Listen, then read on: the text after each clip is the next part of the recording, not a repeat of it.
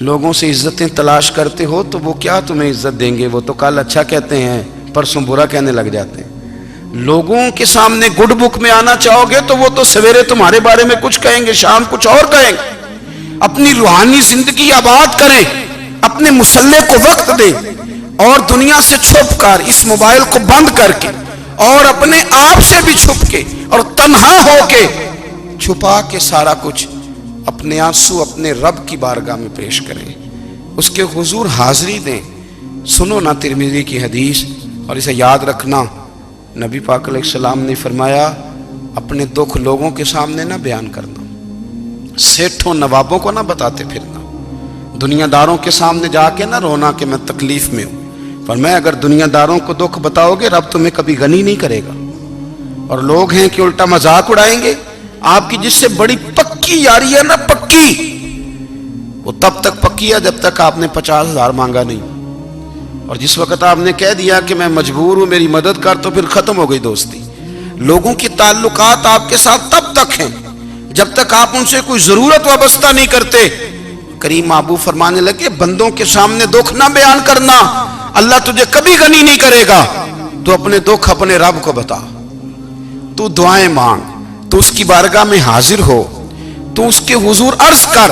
فرمایا اپنے دکھ اپنے رب کو بتا، وہ جلدی کرے یا دیر سے کرے تجھے ساری دنیا سے بے نیاز کر دے گا، تجھے کسی کا محتاج نہیں رہنے دے گا۔ اپنے مسلح کو، اپنی دعاؤں، ایک بزرگ فرماتے ہیں میں نے دعا مانگنے کا طریقہ اپنی بیوی سے سیکھا، دعا مانگنے کا طریقہ اپنی، سیکھنے والے تو اپنے بچوں سے بھی سیکھ لیتے ہیں، سیکھنے والے تو ہر ایک سے سیکھتے ہیں۔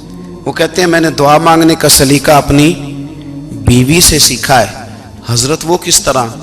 فرمانے لگے میری بیوی نے نا مجھے کوئی کام بتایا، کچھ پیسوں کی ضرورت کے لیے کہا، تو میں نے اسے کہا کہ بھئی ابھی میرے پاس نہیں ہے، کچھ دنوں میں آتے ہیں تو میں دے دوں گا۔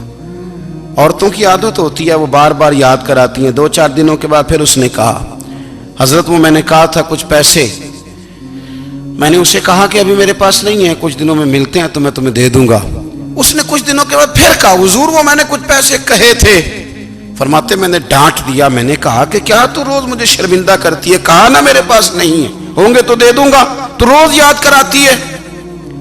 فرماتے ہیں اس نے پہلے تو میری ڈانٹ کو سہا، پھر میرے سخت جملوں نے اس کی آنکھوں میں آنسو پیدا کر دیے، پھر اس نے اپنے آنچل میں اپنے اس دکھ کو سمیٹا، اور پھر اس نے ایک جملہ کہا تو میں رو پڑا، اور مجھے اپنے رب سے مانگنے کا طریقہ آ گیا۔ مجھے کہنے لگی حضرت جی آپ نے ڈانٹ دیا، میں نے سہ لیا، پر آپ ہی میرے شوہر ہیں، بتائیں نا آپ سے نہ کہوں تو میں کس سے جا کے کہوں۔ فرماتے ہیں میں رو پڑا، اور میں کھل کے رویا، اور میں تڑپ کے رویا، اور پھر میری سسکیاں بند گئیں۔ تو مجھے کہنے لگی آپ کو کیا ہوا؟ میں نے کہا مجھے بھی دعا مانگنی آ گئی ہے، جب میں اسے کہوں گا نا اللہ تو ہی میرا رب ہے، میں تجھ سے نہ کہوں تو میں کس سے جا کے کہوں؟ میں کیوں کسی بندے سے سوال کروں؟ میں کیوں کسی دنیا دار سے کہوں؟ میں تیرے بندوں کا، نیک بندوں کا وسیلہ لے کے، تیرے محبوب کی غلامی لے کے تیری بارگاہ میں آیا، تجھ سے نہ مانگوں تو کس سے مانگوں؟ سمجھ آ گئی ہے؟ جب میں اس رنگ میں مانگوں گا تو پھر رب میرے اوپر بڑا ہی فضل فرمائے گا، وہ میرے اوپر بڑی رحمت کرے گا، وہ میرے لیے آسانیاں کرے گا۔ عزیز دوستو، ہم اس طرح کرنے لگ گئے ہیں کہ ہم نے نا اپنے تعلقات پر اعتماد کرنا شروع کر دیا ہے۔ میرے تعلقات بہت ہیں، ہم نے اپنی دولت پر اعتماد کرنا شروع کر دیا ہے، میرے پاس دولت بہت ہے۔ ہم نے اپنے علم پر، اپنی شہرت پر اعتماد کرنا شروع کر دیا ہے کہ میرے پاس فلاں چیز بہت ہے۔ یاد رکھنا جب بے نیاز اپنی صفت بے نیازی دکھاتا ہے تو بڑی بڑی دولتوں والے مجبور نظر آتے ہیں۔ بھائیو جب انسان کا رشتہ اپنے مالک کے ساتھ ہوتا ہے پھر تو غم بھی کچھ نہیں کہتے، پریشانیاں بھی کچھ نہیں کہتی، پھر تو زندگی صبر والی، پھر تو زندگی توکل والی، پھر تو زندگی بھروسے والی، پھر انسان اپنے آپ کو رسوا نہیں کرتا۔ دنیا داروں سے امیدیں اس کی ختم ہو جاتی، امیدیں اللہ رسول سے لگا لیتا ہے، مضبوط ہو جاتا ہے، مضبوط، طاقتور ہو جاتا ہے، خوددار ہو جاتا ہے، باوقار باعزت ہو جاتا ہے۔ حضرت بہلول دانا رحمت اللہ علیہ بیٹھے تھے تو ہارون رشید حج کر کے آ رہا تھا، تو رستے میں حضرت شیخ سے ملاقات ہو گئی تو السلام علیکم کے بعد کہنے لگا حضور کوئی حکم ہو تو بتائیے گا. تو حضرت بہلول دانا فرمانے لگے تیرا رب کون ہے؟ اس نے کہا اللہ. تو فرمایا میرا کون ہے؟ کہا اللہ. فرمانے لگے تو بڑا ہی بیوقوف ہے، کیا تو یہ سمجھتا ہے کہ رب ہارون رشید کو تو دے گا اور بہلول دانا کو بھول جائے گا؟ تیرا بھی وہی رب ہے، میرا بھی وہی رب ہے. اس نے اگر تجھے دے کے آزمایا ہے تو ہو سکتا ہے مجھے نہ دے کے آزما رہا ہو. جب اس کی حکمت کے تقاضے ہوں گے تو عطا کرے گا اور دے گا. تو جا اپنا کام کر. بھائی اپنی روحانی زندگی، اپنی عبادات، اپنے وظائف، اپنے روزمرہ کے معاملات، اپنی دعائیں، اپنا استغفار. دیکھو کوئی مشکل کام تو نہیں 2 رکوع ہیں سورہ واقعہ کہ اگر رات کو پڑھ لی جائے تو. میں کس طرح یہ بات بیان کروں کہ تعویذ بانٹنا آسان ہے اور وظیفہ بتانا مشکل ہے. سارا دن تعویذ بانٹیں تو لوگ لینے کو تیار ہیں، اور اگر آپ وظیفہ بتائیں تو کہتے ہیں تو مشکل کام ہے. او خدا کے بندے، اگر آپ کا تعلق قرآن پاک کے ساتھ مضبوط ہو، قرآن پاک کے ساتھ اگر آپ کا رشتہ ہو، لوگ سفارشیں ڈھونڈتے ہیں نا دنیا میں، کوئی تعلق مل جائے تو میرا کام ہو جائے. دنیا میں اتنا مشکل معاملہ ہے، آخرت میں مجھے بتائیے گا کتنا مشکل معاملہ ہوگا. میرے نبی پاک صلی اللہ تعالی علیہ وسلم نے فرمایا جو لوگ سورہ ملک پڑھا کرتے تھے نا، سورہ ملک، یہ سورت ملک قیامت میں ان کی سفارش کرے گی، اور اس طرح کرے گی کہ کہے گی اے اللہ یہاں اس بندے کو جنت میں داخل کر دے یا مجھے قرآن پاک سے علیحدہ کر دے. تو رب فرمائے گا جا اس کا دامن تھام کے اسے جنت تک پہنچایا. آپ بات کو سمجھیں، جب آپ کے تعلقات اپنے معاملات کے ساتھ مضبوط ہوں گے، یہ نبی کریم نے وعدہ کیا ہے کہ تو سورت واقعہ پڑھ تیرے گھر میں فاقہ نہیں آئے گا. حضرت عبداللہ ابن مسعود رضی اللہ تعالیٰ عنہ بیمار تھے تو حضرت عثمان غنی رضی اللہ تعالیٰ عنہ تیمارداری کے لیے تشریف لے گئے اور جا کر کے کہا کہ آپ بڑے بیمار ہیں، آپ کی بیٹیاں زیادہ ہیں، میں چاہتا ہوں کہ خزانے میں سے کچھ مدد کروں. تو سیدنا عبداللہ ابن مسعود رضی اللہ تعالیٰ عنہ اٹھ کے بیٹھ گئے اور کہنے لگے امیر المومنین، اللہ آپ کو میری طرف سے، میری بیٹیوں کی طرف سے بہتر صلہ دے. میری بیٹیوں کو کسی خزانے کی ضرورت نہیں، میں نے انہیں خزانہ دے دیا ہے. کہا جناب آپ نے کون سا خزانہ دیا ہے، میں آپ کے مالی معاملات کو جانتا ہوں. تو فرمانے لگے امیر المومنین، میرے نبی کریم نے فرمایا ہے جو سورت واقعہ پڑھے اسے کبھی فاقہ نہیں آتا. میں نے بیٹیوں کو یاد کرا دی ہے، یہ خزانہ میں نے انہیں دے دیا ہے. وہ سارے والدین سنیں جو بیٹیوں کے لیے پریشان رہتے. حضرت عبداللہ ابن مسعود نصیحت کر رہے ہیں، فرمانے لگے میں نے سورت واقعہ یاد بھی کرا دی ہے، پڑھنے کی عادت بھی ڈال دی ہے. حضور نے فرمایا ہے جو سورت واقعہ پڑھے اسے فاقہ نہیں آتا. کہنے لگے چاند تو اپنی جگہ چھوڑ سکتا ہے، سورج گر سکتا ہے، تارے ٹوٹ سکتے ہیں، پر مدینے والے رسول کی بات غلط نہیں ہو سکتی. حضور نے فرمایا فاقہ نہیں آئے گا تو انشاءاللہ کبھی بھی نہیں آئے گا. کرنے کا کام یہ ہے کہ ہم اپنے معاملات، اپنی عبادات، اپنی دعائیں، کبھی 10 منٹ عادت ہو جائے نا دعا مانگنے کی علیحدہ سے رات کو. حضور نے فرمایا جو فرض نماز کے بعد دعا مانگے اللہ اس کی قبول کر لیتا ہے.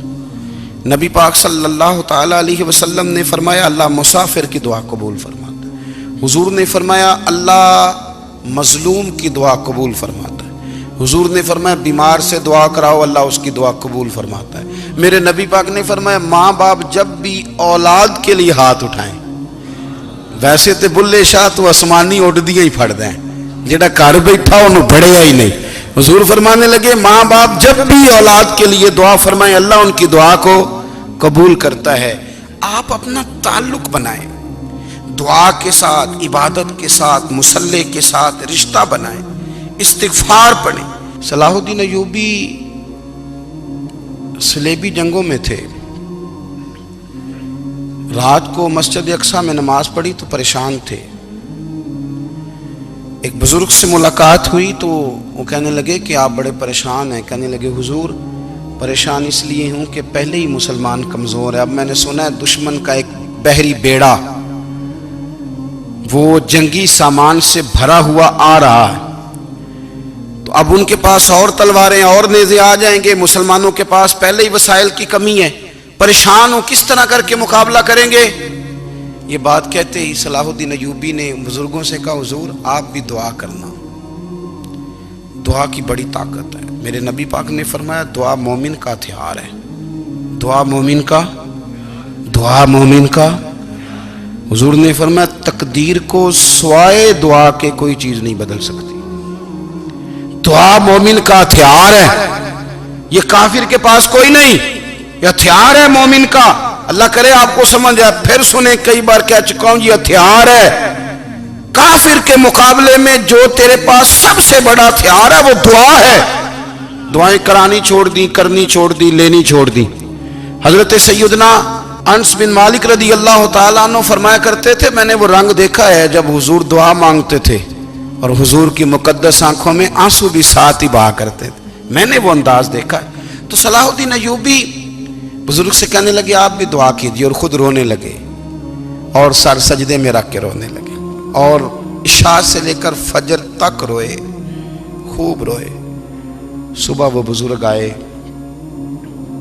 تو صلاح الدین ایوبی کا خوبصورت اور ہنستا ہوا چہرہ دیکھا، کہنے لگے آپ بڑے خوش ہیں، رات تو میں نے بڑے روتے ہوئے دیکھا تھا۔ تو کہنے لگے حضور وہ جو بحری بیڑا آ رہا تھا نا وہ پانی میں ڈوب گیا ہے، اب وہ نہیں آ رہا، ابھی خبر آئی ہے تو میں بڑا خوش ہوں۔ بزرگ کہنے لگے اٹھ سینے سے لگ اور سن ایک بات، وہ بحری بیڑا پانی میں نہیں ڈوبا، وہ تیرے آنسوؤں میں ڈوب گیا ہے۔ وہ جو تو رات رویا ہے نا رب کریم کی بارگاہ میں تو وہ ڈوب گیا ہے۔ حضرت عائشہ صدیقہ رضی اللہ تعالیٰ عنہ فرماتی ہیں ایک عورت تھی اور اسے نبی پاک صلی اللہ تعالیٰ علیہ وسلم نے نا وہ کلمہ پڑھ کے مسلمان ہوئی، مدینہ طیبہ آ گئی تو حضور نے مسجد نبوی شریف میں اس کے لیے مکان، ایک سادہ سا کمرہ ساتھ مسجد کے بنوا دیا، وہیں رہنے لگی۔ اکثر وہ سیدہ طیبہ کے پاس آتی تو حضرت عائشہ صدیقہ رضی اللہ تعالیٰ عنہ فرماتی ہیں وہ بڑی باتیں سناتی اور آخر میں کہتی وہ ہار والا دن بھی بڑا عجیب دن تھا اور میرے رب کی قدرتوں کا دن تھا، وہ بھی بڑا عجیب دن تھا۔ سیدہ عائشہ صدیقہ رضی اللہ تعالیٰ عنہ ایک دن فرمانے لگی کہ تو ہار والے دن کا بڑا ذکر کرتی ہے، وہ کیا دن تھا؟ تو خاتون کہنے لگی اماں جی وہ دن تھا جب میرے رب پر بھروسہ اور مضبوط ہو گیا، جس دن میرا اپنے رب پر توکل اور بڑھا، میرے ایمان میں یقین میں اور پختگی آئی۔ کہنے لگی میں ایک گھر کی کنیز تھی، نوکرانی تھی، اس گھر میں ایک بچی تھی جس کے پاس سونے چاندی ہیرے جواہرات کا ہار تھا۔ اس زمانے میں نا چمڑے کے اوپر لوگ ہیرے جواہرات لگاتے تھے، کئی دفعہ سرخ رنگ کے چمڑے پہ لگائے جاتے تھے، وہ بچی پہنتی تھی۔ تو کہتی ہیں وہ بچی کے اس نے اتار کے رکھا یا اس سے گرا وہ ہار تو چیل اسے اٹھا کے لے گئی گوشت سمجھ کے اور میرے سامنے اٹھا کے لے گئی۔ گھر والوں نے مجھ سے پوچھا، یہ بخاری میں موجود ہے، گھر والوں نے پوچھا مجھ سے کہ وہ ہار کہاں ہے تو میں نے کہا چیل اٹھا کے لے گئی۔ گھر میں کچھ چوری ہو جائے تو سب سے پہلا الزام کس پہ لگتا ہے؟ ملازمین پہ۔ کہتے انہوں نے مجھے بڑا مارا، بڑی تکلیف تھی، حتیٰ کہ میری شرمگاہ تک کی تلاشی، میری عزت اتنی خراب کی میں بتا نہیں سکتی۔ میں نے اپنی زندگی میں ایک واقعہ دیکھا، ایک امیر گھر میں چوری ہو گئی، ملازم کو اتنا مارا کہ وہ چارپائی پہ پڑ گیا، پولیس والوں سے اتنی مار پڑوائی گئی کہ وہ بیچارہ چارپائی پہ پڑ گیا، اور پھر وہ اتنا بیمار ہوا اور کچھ دنوں کے بعد پتہ چل گیا کہ چور تو اپنا بیٹا ہے ان کا، پھر اس کا انتقال ہو گیا۔ اب وہ سیٹھ صاحب اور گھر والے آ کے نا مرنے والے کے کان میں معافیاں مانگ رہے ہیں، کان میں۔ تو میں نے ان سے پھر کہا تھا کہ یہ تو اب چلا گیا ہے، تمہارا زور چلتا تھا نا تو تم نے قانون خریدا اور تم نے اسے جتنا ہو سکا تم نے اسے مار پڑوائی، تمہارے پاس جو عدالتیں تھیں تم نے وہاں کارروائی کی، اب ایک عدالت قیامت کے دن لگے گی۔ یہ کمزور تھا نا، کچھ کر نہیں سکا۔ میرے نبی پاک صلی اللہ علیہ وسلم نے فرمایا سن لو، اگر سینگ والی بکری نے بغیر سینگ والی بکری کو تکلیف دی ہوگی نا تو قیامت کے دن اسے بھی بدلہ دینا پڑے گا کہ تیرے پاس سینگ تھے اور تو نے اسے مارا تھا۔ وہ خاتون عرض کرتی ہے سیدہ عائشہ کی خدمت میں کہ مجھے بڑا مارا، مجھے تکلیف دی، میں کہہ رہی تھی کہ میرے سامنے چیل لے گئی ہے پر وہ نہیں مان رہے تھے، اماں جی انہوں نے مجھے بڑا مارا۔ حضرت عائشہ صدیقہ کہتی ہیں پھر کیا ہوا؟ کہنے لگی اماں جی جب کوئی میرا مددگار نہ رہا، مجھے تکلیف دے رہے تھے، رسوا کر رہے تھے، تو میں نے اپنے رب سے مدد چاہی، میرے رب کی طرف میں نے توجہ کی، میں نے کہا مالک اب تو ہی میرا مددگار ہے، कहती है वो मुझे मार रहे थे तो वो चील जो हार ले गई थी वही लेके वापस आ गई, और हमारे सरों के करीब ला के उसने जब उस हार को फेंका, वो मुझे छोड़ के साइड पे हुए, वो मेरी बेगुनाही जान गए। लेकिन आपको बताऊं, उस दिन से मेरा अपने रब पर यकीन और बढ़ गया। मुझे समझ आ गई कि जब इंसान पूरा टूट जाता है और जब कोई चारों जानिब उसका मददगार नहीं होता, तो रब तो होता है ना, अल्लाह तो उसका मददगार होता है ना, वो तो फिर अपने उस बंदे की मदद करता है ना, फिर वो तो तवानाई देता है ना, वो तन्हा नहीं छोड़ता, वो तो आंसुओं वालों के आंसुओं पे बड़ा करम फरमाता है, वो तो कसम पुरसी में आ जाता है, उसकी रहमत बढ़ के इस्तकबाल कर लेती। ओ मेरी मिल्लत के जवानों, मज़ा नहीं आ जाता जब सारी दुनिया सोई हो, सारी दुनिया, और बिस्तर भी गर्म हो और नींद भी पूरा गलबा कर रही हो, और अचानक घंटी बजे दिमाग में, आंख खुले, घड़ी पे नजर पड़े, 3:30-4 बजे का पैगाम घड़ी बताए, और कोई चढ़ती जवानी वाला उठ के वुजू करे, और जब वो मुसल्ला खोल के बिछाए तो मदीने वाले महबूब कहते हैं कि हर नमाज पे रब सवाब देता है, और जो उठ के तहज्जुद की नमाज पढ़े उसे देख के तो रब मुस्कुराता है, जो उसकी शान के लायक है, जो उसकी शान के लायक, वो मुस्कुराता है, खुश होता है कि मेरा बंदा तहज्जुद में उठ गया, वो मुस्कुराता है। काश हमारी सुबहें कभी अपने मालिक के नाम हो जाएं, काश के सुबह। हजरत अबुल हसन रहमतुल्लाह ताला अलैह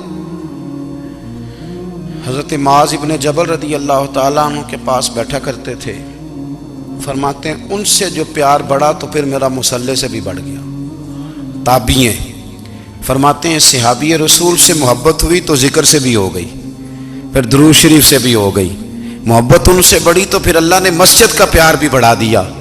आप फरमाते हैं कि मेरी हर वक्त तबीयत चाहती थी कि बस अल्लाह अल्लाह करूं, बस अल्लाह अल्लाह करूं, बस ना मैं जरा थोड़ी जान छुड़ाऊं लोगों से, को 10 मिनट मिले तो मैं कुछ 4 नफल पढ़ लूं, मैं थोड़ा सा ना बचूं लोगों से, और मुझे तस्बीह मिले तो मैं ना कुछ 400-500 दफा इस्तिगफार पढ़ूं, सुभान अल्लाह, अल्हम्दुलिल्लाह, अल्लाहु अकबर, ला हौला वला कुव्वता इल्ला बिल्लाह, मैं ना तस्बीहात पढ़ूं।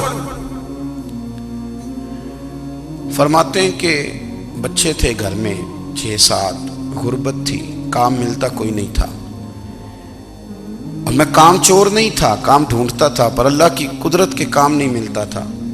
फरमाते हैं कि मैंने एक दिन अपनी अहलिया से कहा कि आज मैं फिर जाता हूँ काम ढूंढने, तो मेरी बीवी बड़ी फर्मा बरदार थी, पर उस दिन ना गुर्बत के हाथों तंग आके कहने लगी, आज नाना कोई तू चीज़ लेके आया, तो मुझसे बच्चों की भूख नहीं देखी जाती है, सब रोगां दा रोग मुहम्मद जिसदा नाम गरीबी, कंड बुला के लंघ जाते नहीं दोस्त यार करीबी, आज ना कुछ लेके आया तो मैं बच्चे लेके मेके चली जाऊंगी।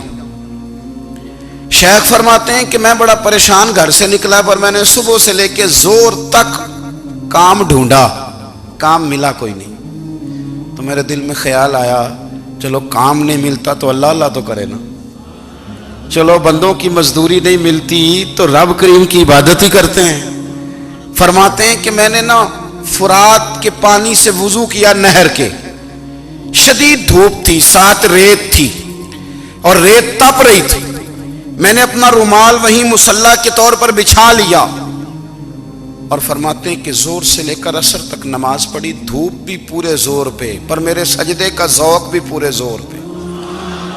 फरमाते हैं सूरज भी चमक रहा है और रब की इबादत का ज़ौक़ भी पूरे जोर पे, मैं सजदा करूं तो फिर मेरा उठाने को जी ना चाहे। मेरे उस्ताद लिखा करते थे, ये उनका शेर है, वो कहा करते थे मुझे सोज दे, मुझे साज दे, और मुझे नीम शब का न्याज दे, दमे सजदा खुद को मैं तोड़ दूं, मुझे ऐसा ज़ौक़ नमाज दे। और मैं तेरी बहार का फूल हूं, मैं खिला भी हूं तो तेरे लिए, मुझे मेरी शाख से तोड़ ले, मुझे अपनी जुल्फ का नाज दे। भाई फरमाते हैं कि असर तक मैंने नफल पढ़े, दिल ढलने लगा, असर की नमाज पढ़ी और मैं वहां से चला। अब मैं जब निकलने लगा तो दिल में ख्याल आया कि छोटी छोटी दीवारें हैं घर की, बगैर कुछ लिए जाऊंगा तो बीवी दूर से देखेगी तो शोर करेगी कि फिर खाली हाथ आ गया है। कहते मैंने अपने उसी रुमाल में जिस पे मैंने नमाज पढ़ी थी ना, रुमाल में पक्की आखी दे पंजाबी जी साफा, कहते हैं उसी में ना मैंने कुछ रेत भर ली कि वो दूर से देखेगी तो समझेगी कुछ लेके आया है, चलो जाके उसे बता दूंगा कि आज फिर मजदूरी नहीं मिली। कहते हैं वो रेत लेकर जब मैं घर में गया तो पहले बीवी दरवाजे पे खड़ी होती थी, पूछती थी खाली हाथ आ गए हो, आज मैंने देखा तो है ही कोई नहीं। फरमाते मैं अंदर दाखिल हुआ, सलाम लिए, कोने में मैंने वो रुमाल रख दिया और मैंने आवाज दी कि भली मानस कहाँ हो? तो वो कहने लगी आप मुंह हाथ धो ले, मैं रोटी लेके आई। मैंने कहा रोटी कहां से आ गई? यहां तो कई दिनों के फाके, तो कई दिनों की गुर्बत है, यहां तो इस घर में तो फकीरी है। फरमाते हैं कि वो रोटी लेके आई और उस वक़्त की जो मौजूदा नेमतें थी, समझ लें सलाद अचार हर चीज साथ लाई। मैंने कहा कि बच्चे कहाँ गए? कहने लगी वो खाना खा के खेलने गए, आप खाना खा लें आ जाते। खाना उसने चुन दिया। मैंने हैरत अंगेज लहजे में सारी नेमतें अपने दस्तरखान पे देख करके बीवी से पूछा ये कहां से आया खाना? बच्चों को तूने कहां से खाना खिलाया? ये सारा कुछ कैसा है? तो कहने लगी पता नहीं आज आप किस करीम की मजदूरी करने चले गए थे, पता नहीं किस करीम की, मेरे घर में तो इतनी नेमतें आई हैं कि मुझसे संभाली नहीं जा रही, इतना अनाज है, इतना गंदुम है, किस करीम के दरवाजे आज चले गए थे? ये कहते कहते वो उठी और उठ करके कहने लगी पहले बड़ा कुछ आया था, अब क्या ले आए हो? और जा करके ना उसने वो रेत वाला रुमाल खोला, कहने लगे मैं तो लेके आया था रेत, तो मेरे रब ने उसे भी सोने और हीरे बना दिया था। जब आपकी तवज्जो अल्लाह की जानी, मेरे नबी पाक सल्लल्लाहु ताला अलैहि वसल्लम ने फरमाया हर चीज अपने रब से मांग, हर चीज मांग, हर चीज मांग। या रसूलल्लाह क्या कुछ? मेरे महबूब ने फरमाया तेरे घर में नमक भी खत्म हो जाए तो वो भी अपने रब से मांगा कर, तू मांगना वो तुझे देगा, तो उसकी बारगाह में कशकोले तलब दराज तो करना। और तिरमिजी शरीफ में अजीब लफ्ज है, रसूल कायनात ने फरमाया, रब करीम फरमाता है जब मेरा बंदा हाथ उठाता है ना तो मुझे हया आती है कि मैं खाली कैसे लौटा दूं इसके।